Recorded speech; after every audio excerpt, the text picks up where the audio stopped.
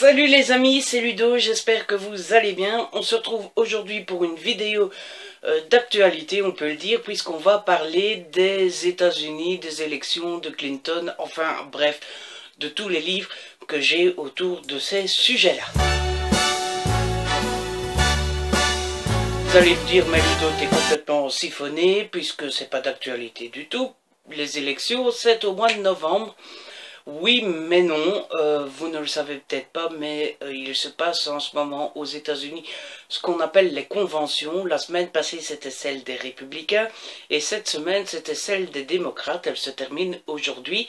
C'est pendant ces conventions que les candidats sont formellement et officiellement nominés comme candidats de leur parti. Au début, j'ai voulu faire cette vidéo pour vous présenter les livres que j'avais sur les Clinton, parce que c'est un couple que j'admire assez bien. Et puis, je me suis rendu compte que j'avais plusieurs bouquins qui tournaient autour des États-Unis, des élections, etc. Et je me suis dit, autant tous vous les montrer dans la même vidéo, et c'est pourquoi je la fais aujourd'hui. Parce que mardi, le parti démocrate a officiellement nominé Hillary Clinton comme leur candidate. Et ce soir, le 28 juillet, donc, Hillary Clinton fera son discours. Et c'est dans ce discours qu'elle acceptera la nomination. Et c'est donc à ce moment-là qu'officiellement elle dira « Oui, je suis d'accord d'être votre candidate ». Mais je vais arrêter de papoter et on va passer tout de suite au sujet principal. Le premier que j'ai à vous présenter, c'est les élections présidentielles aux États-Unis. Il a été écrit par Roger Persicino aux éditions Folio Actuel. C'est un livre que j'avais acheté en 2008 lors de la campagne entre Hillary Clinton et Barack Obama. Je ne sais plus trop si Obama était déjà le candidat démocrate, oui. Donc c'était déjà lors de la seconde partie de l'élection, donc juste avant novembre, lorsqu'on savait déjà que les candidats seraient John McCain pour les républicains et Barack Obama pour les démocrates. Et je voulais en savoir un peu plus sur les élections, puisque dans les médias, on entend parler des primaires et des caucus dans la première partie de l'élection, et puis l'élection en elle-même entre les deux candidats des deux partis principaux. Sauf que l'élection présidentielle aux États-Unis, c'est beaucoup plus compliqué que ça. Il y a beaucoup de détails dont on ne parle jamais dans les médias. Et donc voilà, je voulais en savoir plus, et c'est pour ça que j'avais acheté ce livre-là. Vous vous doutez bien, ça fait 8 ans que je l'ai lu, donc je ne m'en souviens plus dans les détails, mais je me souviens qu'il était très bien, très fourni et très réussi. Je me souviens que j'en avais appris beaucoup, et voilà. Donc au début, ils expliquent comment marchent les élections, donc la sélection des candidats, les conventions. Il y a pas mal de dessins comme ici, des cartes qui représentent l'élection de 1939, etc. Et puis à la fin, il se focalisait sur John McCain et puis sur Obama. Il y avait une conclusion, et puis à la fin, il y a des annexes. Par exemple, la première annexe, c'est un tableau reprenant toutes les élections présidentielles depuis 1788, avec tous les candidats, etc., année après année. Donc voilà, si vous voulez en savoir un peu plus sur les élections présidentielles et approfondir le sujet un peu plus que ce qu'on en entend dans les médias, je vous conseille et propose de lire ce livre qui est très très bien fait, et j'en garde un excellent souvenir, et je me souviens que j'en avais appris beaucoup grâce à lui. Ensuite, plus rien à voir avec les élections, j'avais acheté 22 novembre 1963, écrit par Adam Braver, aux éditions Le Livre de Poche, pardon. Comme le nom l'indique et comme la couverture le montre, ce livre s'intéresse à ce fameux jour où John Fitzgerald Kennedy a été assassiné. Donc voilà, pas grand chose à à dire sur ce bouquin, à part que c'est intéressant si vous vous intéressez aux derniers jours de Kennedy. Ici, dans celui-ci, ils reprennent du matin jusqu'au soir de ce fameux 22 novembre, et notamment le retour de Jackie Kennedy à Washington et comment elle a essayé de gérer ça. Le livre s'arrête quand Jackie Kennedy retourne à la Maison Blanche après que Lyndon Johnson a prêté serment pour remplacer Kennedy, et on apprend un petit peu ce qu'a fait Jackie Kennedy. Notamment il y a une scène où elle retourne dans la chambre de Lincoln et elle se souvient que c'est là qu'elle avait signé un protocole important. Donc voilà, si le 22 novembre 63 est le dernier jour de Kennedy vous intéresse, c'est ce livre-ci qu'il vous... Ensuite, je vous propose le livre Jacqueline Kennedy avec John Fitzgerald Kennedy, conversation unique avec Arthur M. Schlesinger en 1964 aux éditions J'ai lu.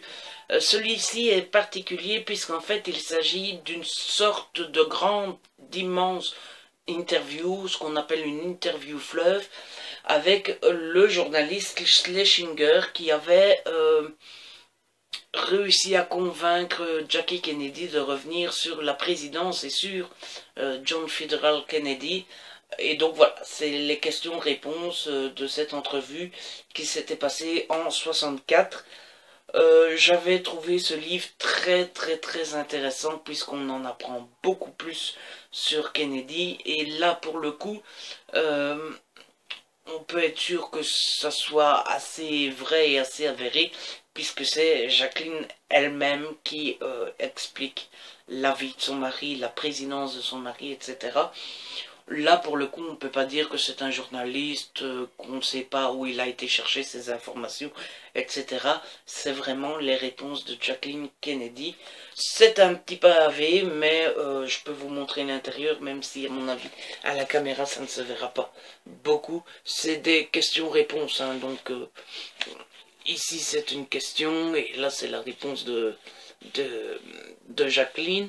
Et ce qui est bien fait aussi, c'est que dès qu'il y a un fait inconnu ou qu'on cite une personne qu'on ne connaît pas forcément, etc., l'auteur a fait des notes en bas de page pour nous expliquer plus en détail. Donc voilà, ce livre-ci, c'est pour en apprendre plus sur Kennedy. Ceux qui veulent vraiment en connaître plus seront satisfaits, et ceux qui veulent juste en connaître plus mais sans plus, et bien ça sera fait pour eux aussi, parce que je vous l'ai dit, c'est des questions-réponses, donc pas besoin non plus d'être super concentré. Et puis si vous en avez marre, vous pouvez toujours arrêter entre deux questions et le reprendre plus tard. Je vous propose la saga des présidents US, les mythiques. C'est écrit par Frédéric Lecomte-Dieu et c'est aux éditions Le Jourdan. Édition Jourdan, pardon. Combien je l'avais payé celui-ci? 18,90 €. Et je vous le conseille fortement si vous voulez en apprendre un petit peu sur tous les présidents sans non plus creuser trop profondément. Si vous voulez savoir les grandes étapes, les grandes dates de chaque président, mais sans vous prendre la tête non plus, ce livre est parfait puisqu'il vous en apprend sur chaque président. Donc voilà, ça se présente comme ça. Vous avez à chaque fois une grande photo, ici c'est Kennedy, du président, avec son nom, hein. Et puis vous avez à chaque fois mandat présidentiel, donc ça c'est les dates entre lesquelles il était président, son vice-président, le parti politique et sa religion. Et ensuite vous n'avez que 2, 4, 6, 8, 9 pages sur Kennedy.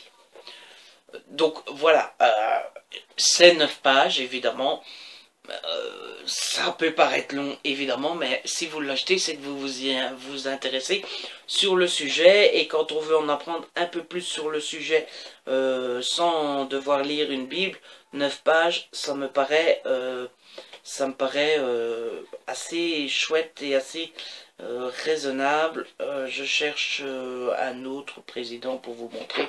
Donc voilà. Ici Bill Clinton, toujours la même chose.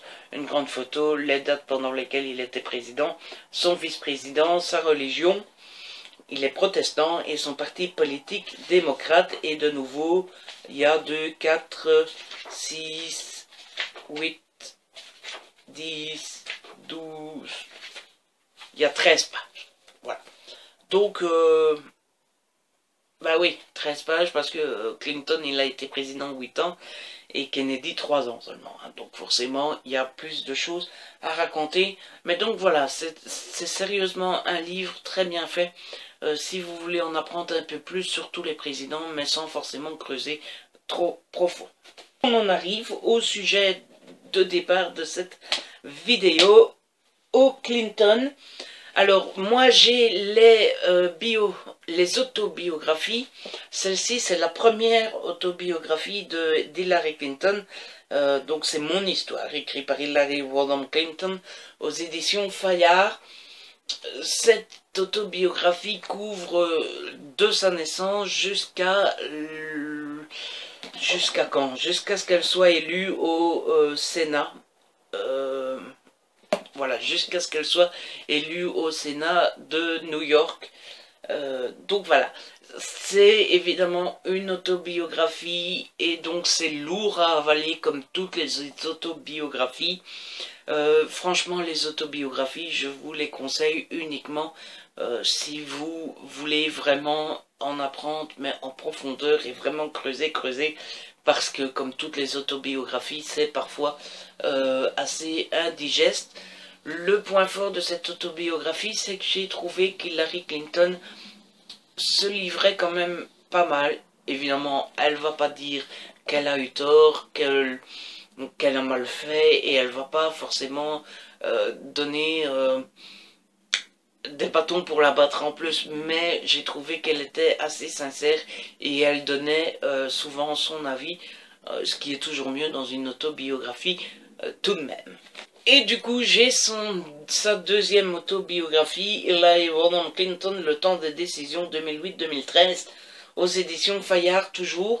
Cette autobiographie, et c'est pour ça que je faisais la remarque sur l'autobiographie précédente, j'ai trouvé que voilà, elle donnait les faits, elle pose les faits, mais elle ne donne jamais son avis. Voilà, elle raconte. Donc là, elle raconte à partir de la fin de la campagne présidentielle 2008, au moment où Obama lui demande d'être sa secrétaire d'État, jusqu'en 2013, quand elle quitte le département d'État. Donc, dans cette biographie, elle parle de la Syrie, de tous les pays en danger, de Benghazi, l'attaque de Benghazi, de la Libye, du Proche-Orient, de l'Afrique, de la Russie, du Pakistan, de l'Afghanistan, de la Birmanie, de la Chine, de l'Asie, etc. Donc, elle pose à chaque fois l'histoire, elle raconte ce qu'il s'est passé, elle raconte ce qu'elle a dû faire dans son job de secrétaire d'État, mais à aucun moment elle donne son avis. Et donc voilà, je trouve cette autobiographie beaucoup plus indigeste et beaucoup plus lourd à manger que la première. Mais bon voilà, tout le monde savait qu'elle a sorti ce livre-ci, c'était la première étape vers sa candidature à la présidentielle et ça lui permettait de faire le tour du pays pour faire la promo de ce livre-là, mais en même temps pour se présenter comme présidentiable. Donc voilà, celle-là je vous le conseille pas vraiment, sauf si, encore une fois, vous voulez vraiment approfondir le cas Hillary Clinton. Et puis encore plus lourd et encore plus gros, c'est l'autobiographie de Bill Clinton, Ma vie. C'est écrit par Odile Jacob, à moins que ça soit l'édition. Ah bah non, c'est pas écrit par Odile Jacob. C'est écrit par Bill Clinton aux éditions Odile Jacob et le titre c'est Ma vie. Et je peux vous dire que c'est une fameuse brique et que pour lire ça, il faut le vouloir.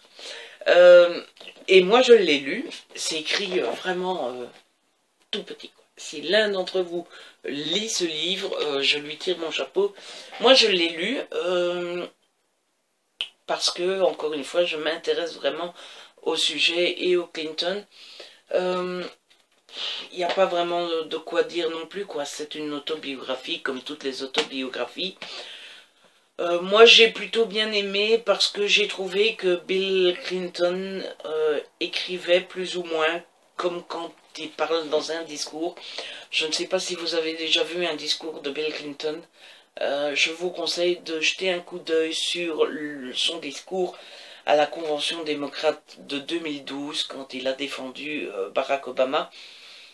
C'est un génie de la politique et je pense que tout homme politique doit regarder ses discours pour apprendre. Il a une manière d'haranguer les foules.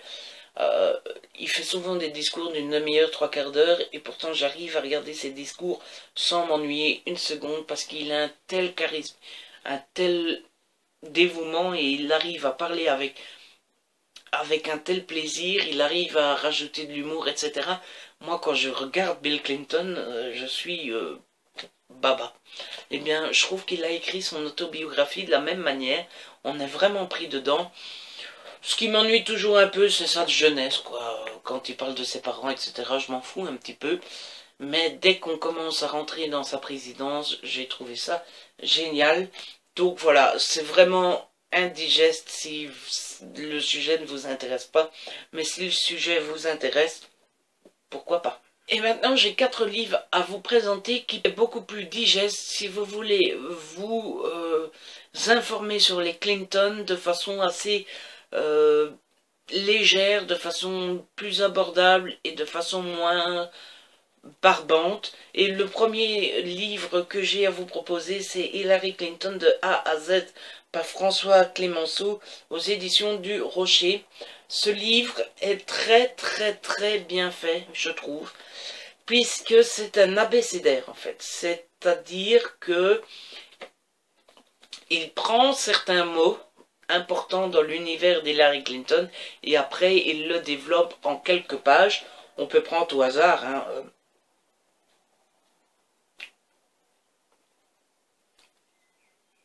voilà. À la page 72, le titre du chapitre c'est Bush, et si c'était Jeb. Et dans ce paragraphe, il parle de Jeb Bush qui, au moment où le livre est sorti, était le candidat le plus probable des républicains. Et derrière, il n'y a pas grand-chose, hein, il y a 3 pages et demie, il explique les répercussions qu'aurait Jeb Bush, la candidature de Jeb Bush sur Hillary Clinton et les relations que Clinton a avec Bush. Ici, c'est l'Iowa. Le titre, c'est Iowa, ça passe ou ça casse. Et pourquoi il parle de cet État? Parce que c'est le premier État à voter pendant au tout début des primaires dans les élections présidentielles. Et en 2008, Hillary Clinton s'était cassé la figure dans l'Iowa. Donc voilà, je trouve que ce livre est très bien fait puisqu'à chaque fois, ça part d'une lettre, le I par exemple, et il prend des mots, l'Iowa, ici c'est l'Irak, et il développe ce mot en 4 pages et demie maximum. C'est très bien fait, c'est très bien expliqué, c'est très complet. En plus, comme c'est à chaque fois un abécédaire et des mots, vous pouvez lire un mot par jour, ou vous pouvez lire 3 mots et puis vous arrêter, lire autre chose, revenir dessus. Vous pouvez le mettre dans votre bibliothèque et quand vous passez, vous lisez un mot et puis vous le reposez. Enfin, c'est très bien fait. Et je pense que c'est l'un des meilleurs livres pour apprendre sur Hillary Clinton sans se prendre la tête et sans que ça soit indigeste. Le prochain livre que je vous présente, c'est Hillary Clinton, Histoire d'une ambition de Jeff Gert et Don Van Natta aux éditions J.C. Lattès. Je vous le présente parce que je l'ai, mais je dois vous avouer que j'en ai plus du tout de souvenirs. Je me souviens juste que je l'avais lu quand j'étais encore aux études et que je le lisais en cachette en classe. Donc voilà, je me souviens qu'il m'avait passionné, je me souviens qu'il était assez abordable et je me souviens que c'est une biographie, mais je ne saurais pas vous en dire plus. Tout ce que je sais, c'est que j'en garde un très bon souvenir et que voilà, une biographie c'est toujours bien. Et que voilà, une biographie, c'est toujours bien aussi pour en apprendre sur Hillary Clinton. Donc si vous voulez vous en apprendre, mais pas sous forme de abécédaire, mais sous forme de biographie plutôt, je vous conseille celui-ci, Histoire d'une ambition, Hillary Clinton aux éditions JC Lattès. Celui-ci, par contre, je m'en souviens très bien et j'avais passé un très bon moment. Il s'appelle Bill Clinton, les enregistrements secrets, écrit par Taylor Branch aux éditions Flammarion. En fait, c'est un journaliste, Taylor Branch, qui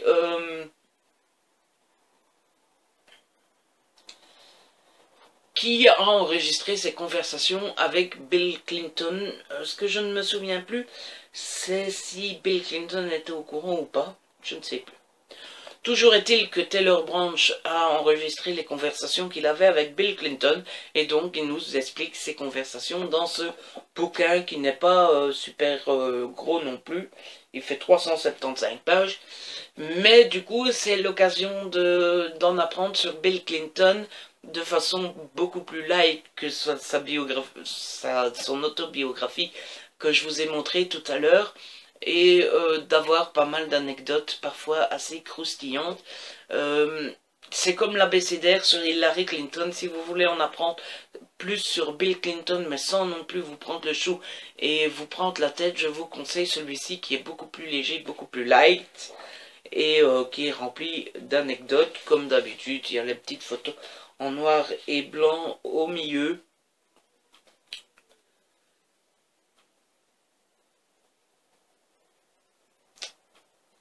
Ah, apparemment Clinton était au courant parce que le 20 octobre 93, j'ai caché mes 2 dictaphones après l'arrivée impromptue d'un photographe et de plusieurs assistants lors d'un entretien dans le bureau ovale. Nous avons appris à enregistrer ailleurs, en privé, le soir. La première boîte pour stocker les cassettes est posée sur le bureau près de son verre. Il en fallut vite des plus grandes. Voilà. C'est ce qu'on apprend ici en dessous de cette photo. Donc honnêtement ça passe tout seul et c'est assez bien fait. Et enfin le dernier livre, j'espère vraiment ne pas vous avoir trop ennuyé avec cette vidéo et au contraire vous avoir donné envie d'en apprendre plus, parce que je trouve que les Clinton ont vraiment une histoire publique et personnelle passionnante, et j'espère que grâce à ces conseils vous trouverez un livre pour vous y intéresser aussi et que vous aurez envie de les lire. Le dernier livre que j'ai lu, c'est Hillary et Bill Clinton, l'obsession du pouvoir. C'est écrit par Thomas Negaroff. C'est aux éditions Talendier dans leur collection Texto. Ce livre est très bien fait. Je trouve que Thomas Negaroff a réussi à faire une biographie sur les Clinton dans laquelle on ne s'ennuie jamais. Il a cette faculté d'écriture qui ne vous ennuie pas. Il arrive à entrecroiser les destins de Bill et d'Hillary d'une façon très bien faite. En fait, dans un chapitre, il parle de Bill Clinton, dans le chapitre suivant d'Hillary Clinton, puis de Bill, puis d'Hillary, puis de Bill, puis d'Hillary. Et il a cette façon telle de raconter les choses et de présenter les choses que quand vous arrivez au chapitre d'Hillary, vous n'avez qu'une envie, c'est de retrouver Bill au chapitre suivant. Et quand vous êtes dans le chapitre de Bill, vous n'avez qu'une envie, c'est de revenir à l'histoire d'Hillary. C'est comme ça tout le long. Il fait moins de 400 pages, 373 pages. Et pour moi, c'est la biographie la plus abordable, la plus facile. Si vous voulez vous intéresser aux Clinton, que vous n'y connaissez rien et que vous n'avez pas envie de vous prendre la tête, pour moi, il est très bien écrit et c'est un très bon ouvrage pour en apprendre plus sur les Clinton. C'est peut-être l'ouvrage le plus abordable que j'ai lu sur eux, donc je vous conseille vraiment si vous vous intéressez pas uniquement à Bill ou uniquement à Hilary, mais si vous vous intéressez aux deux, au couple, à ce qu'ils ont traversé ensemble, etc., je vous conseille fortement celui-ci. Je l'ai trouvé très bien fait. En plus, il coûte 10,50 €, c'est pas énorme, et franchement, il est très bien fait. Il y a peu de chapitres, finalement, c'est deux enfances américaines, le plan de 20 ans, puis il parle de la Maison Blanche, du couple au pouvoir, il parle de Lewinsky et puis de l'ambition d'Hillary qui l'a conduite là où on sait pour le moment. Donc franchement, je vous conseille fortement celui-ci. C'est peut-être le plus abordable pour vous si vous voulez vous intéresser au sujet. J'espère vous avoir donné envie depuis le début de cette vidéo. Je vous conseille de vous pencher en premier dans celui-ci parce qu'il est très bien. Bien voilà, je vais arrêter de vous ennuyer avec mon sujet passionnant pour moi et peut-être ennuyeux pour vous. Je ne sais pas trop si cette vidéo vous plaira, j'ai hésité à la faire. Et puis finalement je me suis dit, c'est mon dada, moi ça m'intéresse, j'ai envie de la faire, je la fais. Maintenant elle est sur internet, vous en faites ce que vous voulez. Vous avoir donné envie, j'espère vous avoir réveillé votre petite curiosité un petit peu. Et puis voilà, n'hésitez pas à laisser un pouce bleu, à la partager, laissez-moi des commentaires pour me dire si ça vous intéresse ou pas, ou pour me dire Ludo t'es complètement starbé, tu crois qu'on va se taper tous ces livres-là. Puis voilà, on se retrouve très vite pour une nouvelle vidéo. D'ici là, prenez soin de vous et de ceux que vous aimez.